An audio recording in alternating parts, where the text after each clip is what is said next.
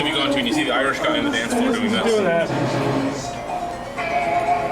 Well, good day, YouTube, and welcome to another episode of the Albino Rhino beer review. Today, the Rhino will be looking at a beer that was sent to me by Jordan from Reviewing Under Influence. Thank you, Jordan, for this beer. This is from Bad Tattoo Brewing in BC. This is Bad Tattoo's IPA West Coast. It's a West Coast IPA, guys. It's a West Coast IPA at 6.2% alcohol by volume. 6.2% alcohol by volume. Anything on here that we need to read?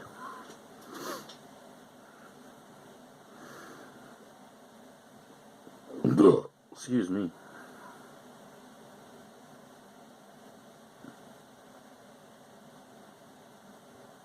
It says the art,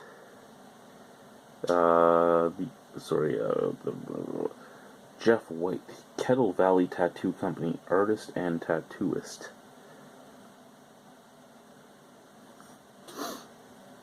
And this is in Penticton, BC.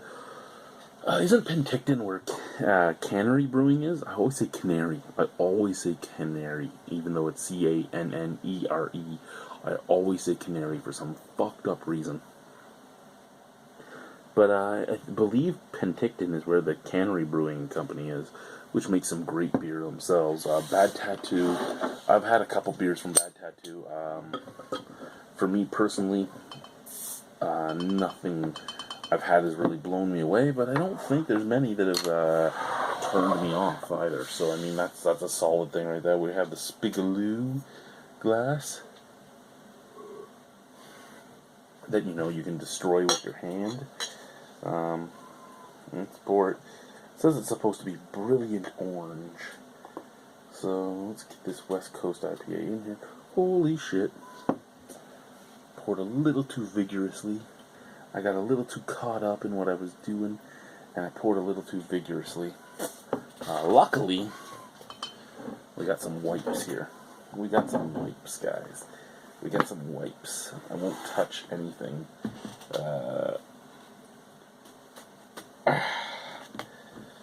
This hand on my unders. There we go. Yeah, because I'm a 34-year-old man, I call my underwear my unders. And we will do this.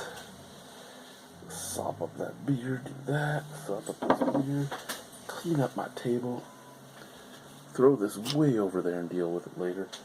And now we won't touch anything with that hand because that hand will smell very lemony. Okay, big, beautiful head. It is kind of bright orange. I mean, well, I wouldn't say bright orange. What is orange? No snap, crackle, pop. There's a tiny snap, crackle, pop, like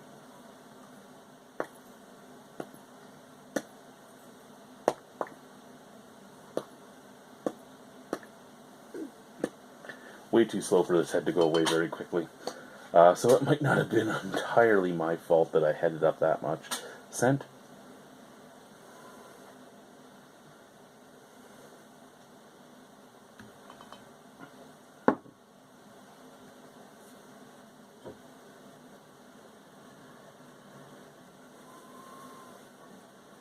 Okay, here's my thing with West Coast IPAs.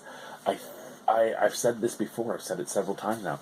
I think I enjoy East Coast versions of West Coast IPAs more than I enjoy West Coast IPAs. Like, I'll tell you if you ask me what type of IPAs you like.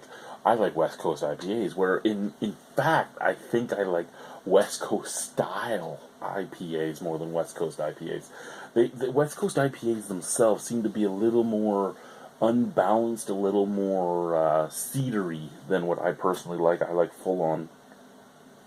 I think Vermont IPAs is more what I like. The full on citrus, juicy, dank, in your face, make you think you're drinking juice type of IPAs. That's what I like. Or English. I think you're eating a mud pie. but the floral and woodsy type of hops just completely turn me off. And I say this often, and I'm bringing it up now because it just kind of has that resiny. Okay, out of the bottle, there's a little bit of orange, a little bit of cedar, and a little bit of malt, as well as just a almost dirtiness, like earthiness. Out of the glass,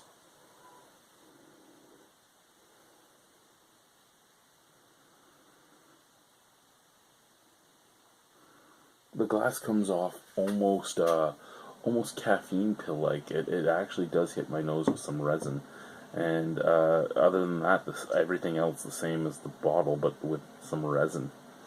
Let's try the beer. Cheers.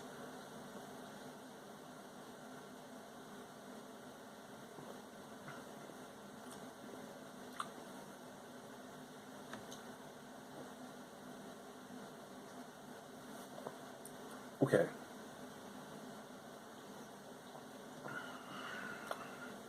You know what? All in all, this actually does not turn me off. I thought it would. I really did. I thought it was going to turn me off, but it doesn't. It's just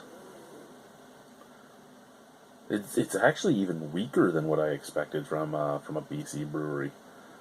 Sorry, Bad Tattoo. It's not me trying to badmouth you or anything. It's just I guess having Steve send me so much stuff from like Phillips and Driftwood and stuff like that just makes me expect my palate to be destroyed by a West Coast IPA from BC. But this is actually more in tune with a Ontario West Coast IPA, or even a New Brunswick or Nova Scotia West Coast IPA, to go all the way out to the East Coast. um, it, it has a little bit of resin to it. It has a little bit of cedar to it. It has a little bit of juiciness to it. But it seems to be well balanced with a nice malt forefront. And I think that's the difference. I mean, every West Coast IPA I've had out in this area seems to be more balanced than what I get from BC. And this is just balanced. It has that great balance between bitter and sweet. It has that great balance that makes me really actually not mind this beer.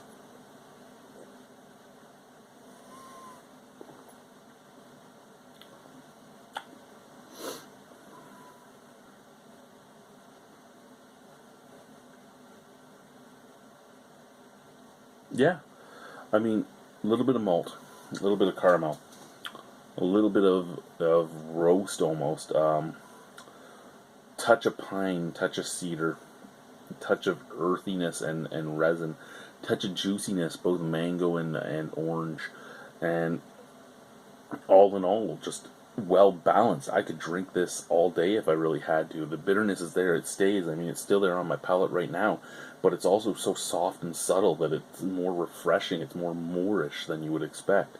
So I actually quite enjoy this. I would give this a 7.5 out of 10. So Bad Tattoos West Coast IPA, 7.5 out of 10 from the Rhino. I would drink this again. Yeah. Thanks. Bye.